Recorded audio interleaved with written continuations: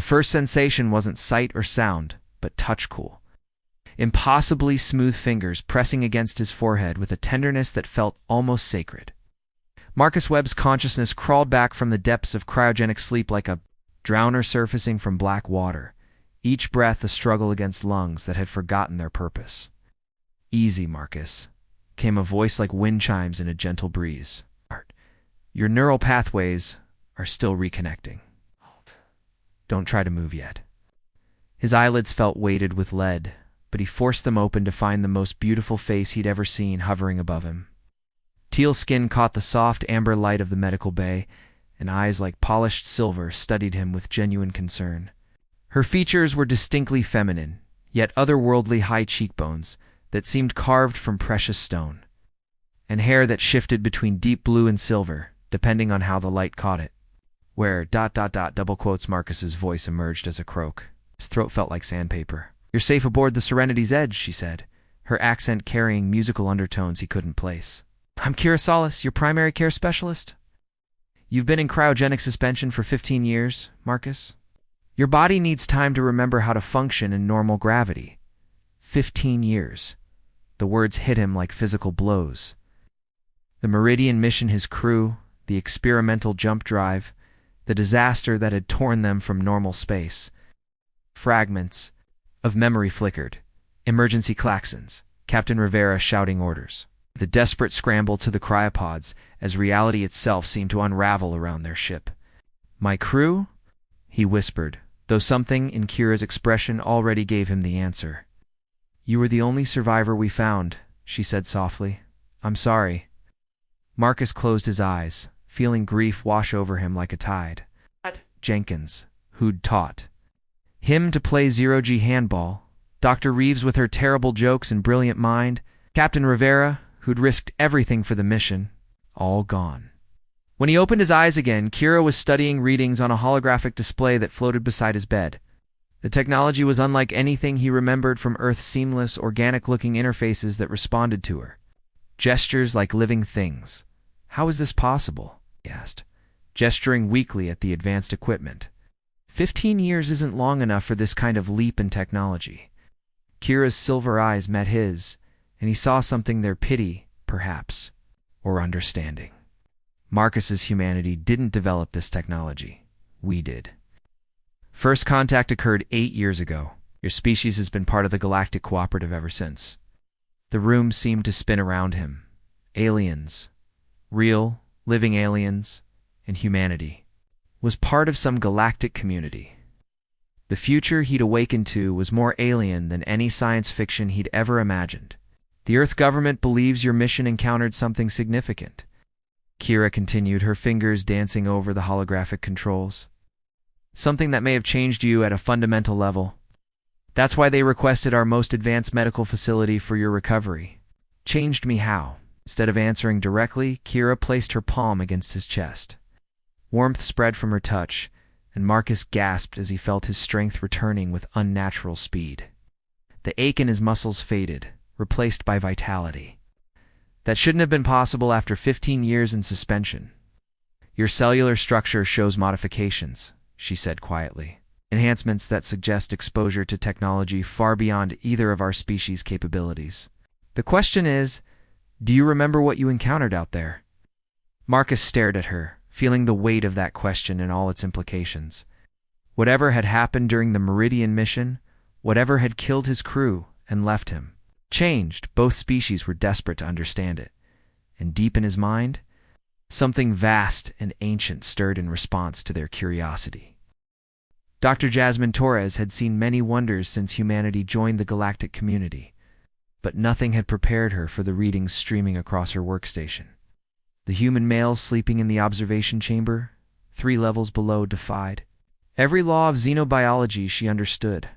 "His DNA has been rewritten," she murmured, adjusting the quantum microscope's focus.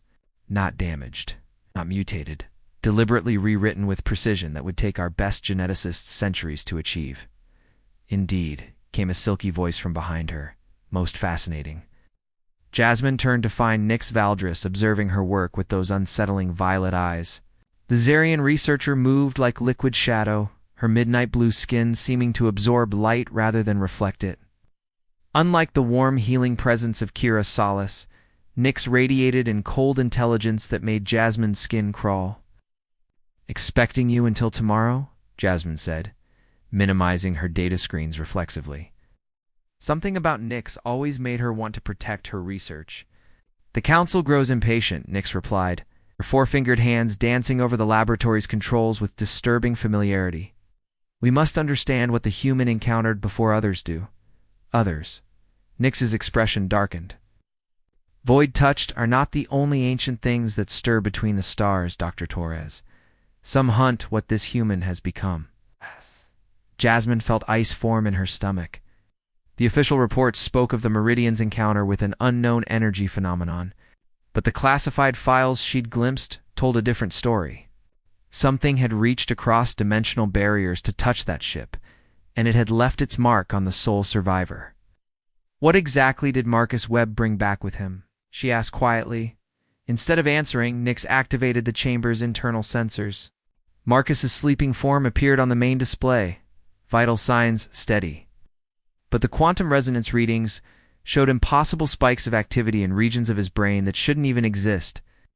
"Watch," Nyx whispered, her violet eyes gleaming. She input a sequence into the chamber's environmental controls. The lighting in Marcus's room shifted to match the deep space starfield visible through the laboratory's viewports. Immediately, his vital signs spiked.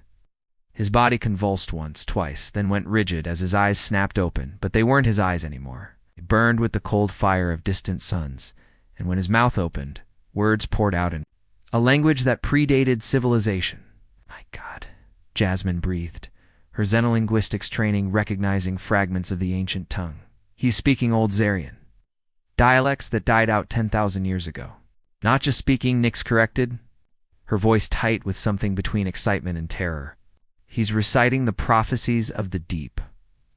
Warnings left by the first civilization to encounter the entities that exist between dimensions." On the screen, Marcus's head turned directly toward their observation window, though he couldn't possibly see them through the one-way barrier. When he smiled, it wasn't a human expression. "The Watchers remember," he said, his voice carrying harmonics that made the laboratory's equipment whine in distress. "They remember the ones who opened the way. Soon the barriers will thin again, and we will step through to reclaim what was promised." Jasmine's hands flew over her controls, flooding the chamber with sedatives. Marcus collapsed back onto his bed, his eyes rolling back to normal human white. "What have we done?" she whispered. Nyx was already moving toward the exit. "What we had to do," she said over her shoulder. "The question now is whether we can control what he's becoming, or whether it will control us first." Alone in the laboratory, Jasmine stared at the unconscious human and realized with growing horror that they might have just awakened something far worse than first contact. They might have given an ancient enemy its first foothold in their reality. The holographic briefing chamber aboard the Serenity's edge hummed with tension thick enough to cut with a plasma torch. Admiral Victoria Cross stood at the head of the conference table, her steel-gray hair pulled back in a regulation bun, her uniform bearing the scars of a dozen border conflicts. Her pale blue eyes held the kind of coldness that came from making impossible decisions in the depths of space. "Explain to me," she said, her voice cutting through the chamber's ambient hum, "how a routine medical recovery has become a code black xenological incident." Dr. Torres shifted uncomfortably in her seat, glancing at the empty chair where Nyx Valdris should have been. The Zarian researcher had vanished after yesterday's disturbing revelation, leaving only cryptic warnings about hunters and thinning barriers. "The patient shows signs of dimensional contamination," Jasmine began carefully. "Exposure to entities that exist outside our normal space-time matrix. The modifications to his cellular structure suggest—" "I don't want theories, Doctor," Admiral Cross interrupted. "I want facts. Can you extract the information we need from his mind or not?" Before Jasmine could answer, the chamber's atmospheric processors suddenly shifted to accommodate a new presence. The air itself seemed to shimmer, and then Zeph Nightbringer materialized in the previously empty chair as if he'd always been there. The ancient Vorthok elder looked like carved obsidian given life. his towering frame draped in robes that seemed to contain swirling galaxies. Where his eyes should have been, 2 stars burned with the light of dying suns. When he spoke, reality itself seemed to listen. "The human cannot be subjected to memory extraction," Zeph said, his voice resonating through dimensions. "Us to do so would risk opening pathways that should remain sealed." Admiral Cross didn't flinch, though Jasmine noticed her hand move instinctively toward her sidearm. "With respect, Counselor Nightbringer, Earth's security concerns take precedence. Whatever Webb encountered out there could be vital to humanity's survival." "Your species' survival," Zeph corrected, those stellar eyes turning toward her. "Depends upon keeping certain doors closed." The Meridian did not simply encounter an energy phenomenon. It breached the barriers between realities and made contact with the architects of the void. Us. Jasmine felt her blood turn to ice. The architects were legends even among the galactic community's eldest, species beings of such alien intellect that mere contact with them drove civilizations to madness or transcendence, often both. The Vorthok archives contain records of 17 species that attempted to harness their knowledge, Zeph continued. All are now extinct, consumed from within by transformations they could not control. Your Marcus Webb carries their touch, their gift and curse. To probe too deeply is to invite their attention. Admiral Cross slammed her palm on the table, the sound echoing through the chamber. "Damn your archives and your warnings. Humanity has been playing catch-up since first contact. We're the youngest species in the cooperative, the weakest militarily, the most vulnerable to every cosmic threat that emerges from the dark. If this man carries knowledge that can level the playing field, we're going to extract it. Even if it destroys you," Zeph asked quietly. "Even then," Cross replied without hesitation. "Better to die reaching for the stars than to live forever." In their shadow, chamber fell silent except for the hum of the ship's engines. Jasmine watched the standoff between human determination and ancient wisdom, understanding that whatever decision emerged from this room would shape the future of both species. Finally, Zeph stood, his stellar gaze fixed on the Admiral. "Very well, but no. The architects do not simply share knowledge. They transform those who receive it into vessels for their will. Your Marcus Webb is no longer entirely human, and with each day that passes, he becomes less so." "What are you saying?" "I am saying," Zeph replied as he began to fade from view, "that you may discover the knowledge you seek. But you may not survive learning what price the architects demand for their gifts." As the Vorthok elder vanished, Admiral Cross turned to Jasmine, her expression hard as stellar iron. "Doctor, you have 24 hours to prepare a full neural extraction protocol. Whatever the risks, we're moving forward." Jasmine nodded, though her mind reeled with the implications. In attempting to unlock the secrets of Marcus Webb's transformation, they might be opening the door to humanity's evolution or its extinction. The lunar military base felt like a tomb to Lieutenant Jake Morrison as he stared through the reinforced viewport at Earth, hanging in the black sky. 15 years had changed him from the eager young officer who'd said goodbye to his best friend before the Meridian mission. His hair was now streaked with gray, his face lined with the weight of command decisions, and his eyes held the hollow look of a man who'd lost too many people to the void between the stars. "He doesn't remember me," Jake said quietly to the woman, standing beside him. 15 years of friendship, of covering each other's backs in training, of planning futures we'd never seen. He looks at me like a stranger. Luna Starweaver studied his profile with eyes like captured aurora blues and greens that shifted with her emotions. Her Celestian heritage showed in the delicate gills along her neck and the bioluminescent patterns that traced her temples, markings that pulsed gently with her heartbeat. As Earth's youngest diplomatic liaison, she'd been tasked with easing tensions between the human military and the galactic cooperative's medical teams. "Memory fragmentation is common in dimensional exposure cases," she offered gently, her voice carrying the musical undertones of her species. "The human mind struggles to process experiences that exist outside normal space-time." "Perhaps with time there is no time," Jake interrupted bitterly. "Admiral Cross is planning forced memory extraction within hours. She believes whatever Marcus encountered could give humanity the military edge we need against the Kitharot expansion. Luna's patterns flashed amber with alarm. Cathara were a warrior species, pressing against cooperative borders and intelligence. Suggested they possessed weapons that could crack planets like eggs. Humanity's desire for defensive capabilities was understandable, but the cost might be Marcus's sanity or worse. The Vorthok archives speak of civilizations that tried to weaponize architect knowledge, she said carefully. The results were catastrophic. Jake turned from the viewport, his expression haunted. You think I don't know that? I've read the classified reports. But Marcus was my friend Luna. We joined the service together, trained together, promised we'd make it through whatever the universe threw at us. His voice cracked. I let him go on that mission while I stayed behind for a promotion review. If I'd been there, you'd be dead too, Luna said firmly, her patterns shifting to calming blues. Or transformed like him into something beyond human understanding. Through the base's internal communication system, they could hear the arguments raging in the command center. Human voices demanding action, alien voices urging caution, all talking past each other in the desperate calculus of species survival. What would you do? Jake asked suddenly. If it were one of your people, changed by forces beyond comprehension, holding secrets that could save or damn your civilization? Luna was quiet for a long moment, her gills fluttering with deep thought. My people have a saying. The river that fights its banks destroys both itself and the shore. Marcus is like that river, now neither fully human nor fully something else. To force him into one channel or another might destroy everything. That's not an answer. Because there isn't one, she admitted. Every choice leads to darkness. But perhaps.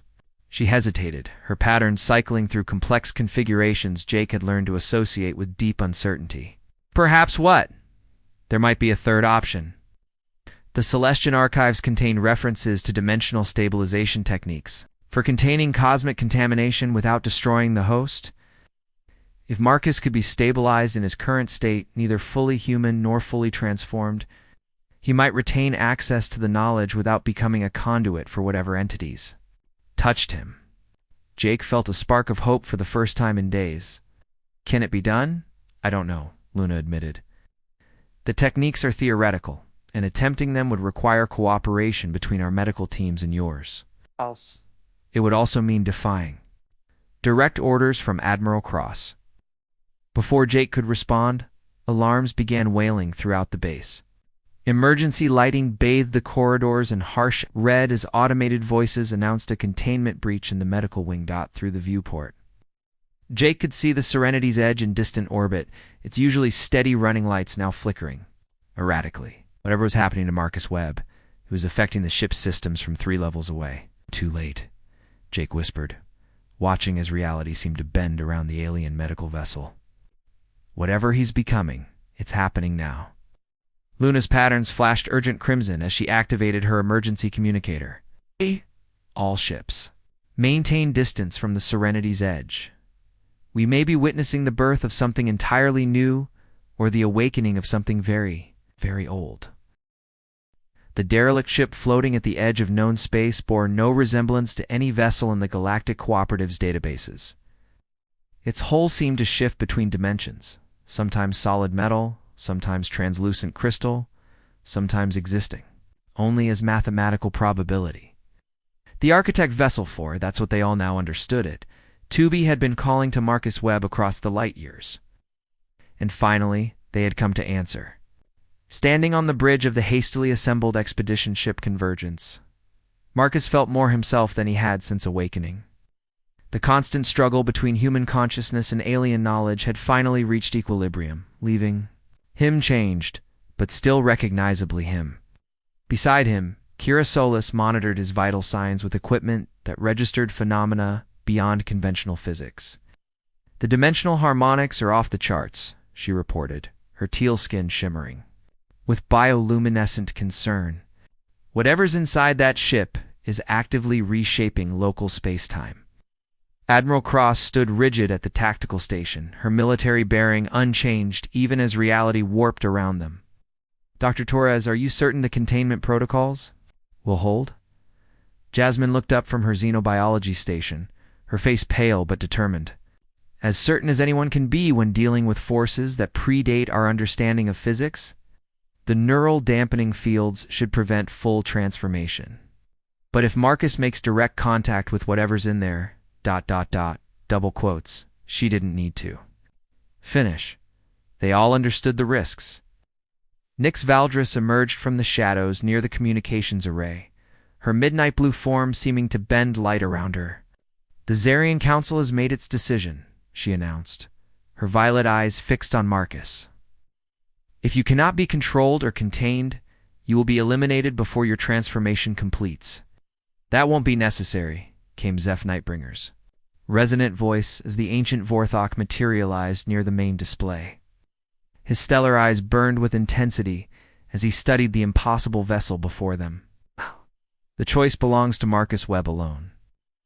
Lieutenant Jake Morrison stepped forward, his weathered face showing the strain of 15 years without his best friend.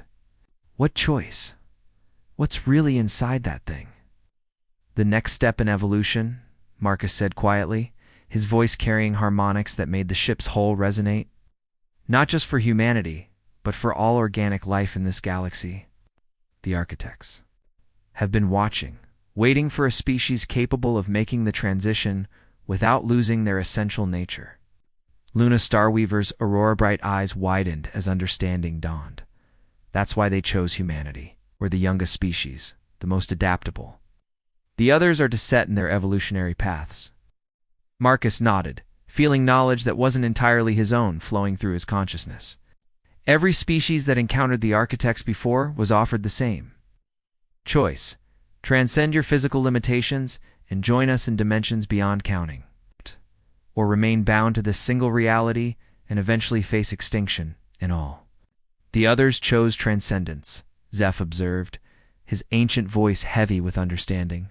They abandoned their bodies, their connections to physical reality, becoming something so alien that they could no longer relate to the lives they'd left behind. Exactly, Marcus confirmed. But humans were different, carry contradictions. We can be rational and emotional, spiritual and scientific, individual and collective. The architects believe we might be capable of existing in both states simultaneously. Admiral Cross's hand hovered over her sidearm, and if you're wrong, if this transformation turns you into something hostile, Marcus met her gaze steadily, then you destroy this ship and me with it. But Admiral, consider what we could become. Imagine humanity with access to technologies that could solve every resource crisis, heal every disease, explore every corner of the universe without fear of distance or time. At what cost? Jake demanded, 15 years of grief and fear pouring out. You're talking about fundamentally changing what it means to be human. No, Marcus said softly, reaching out to touch the alien console that had begun to glow at his approach. I'm talking about becoming more human than we ever thought possible. The derelict ship's hull became fully transparent, revealing a chamber filled with swirling energies that defied description. At its center, patterns of light danced in configurations that spoke directly to consciousness itself, the architects. Final gift, waiting for someone willing to bridge the gap between physical and transcendent existence. Marcus turned to face his companions, human and alien alike. I'm going in there, not to become something else, but to become a bridge between what we are and what we could be. If I succeed, both our species and those beyond will have a future.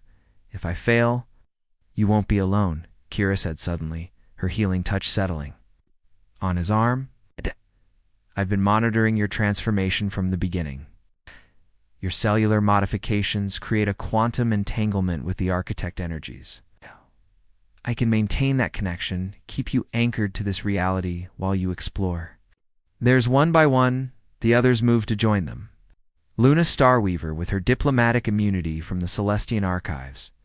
Dr. Torres with her xenobiological expertise. Even Nyx Valdris, drawn by her species' ancient hunger for forbidden knowledge. This is madness, Admiral Cross said, but her hand had moved away from her weapon. Maybe, Marcus agreed, stepping toward the impossible vessel. But it's the kind of madness that turned apes into explorers and dreamers into star travelers. Sometimes evolution requires a leap of faith. As the team prepared to board the Architect vessel, Jake Morrison made his choice. Ow. I'm coming too. He said firmly, I lost you once, Marcus. I'm not losing you again. Together, they stepped through dimensions toward a future that would redefine not just humanity, but the very nature of consciousness itself, in a universe far stranger and more wonderful than any of them had dared imagine.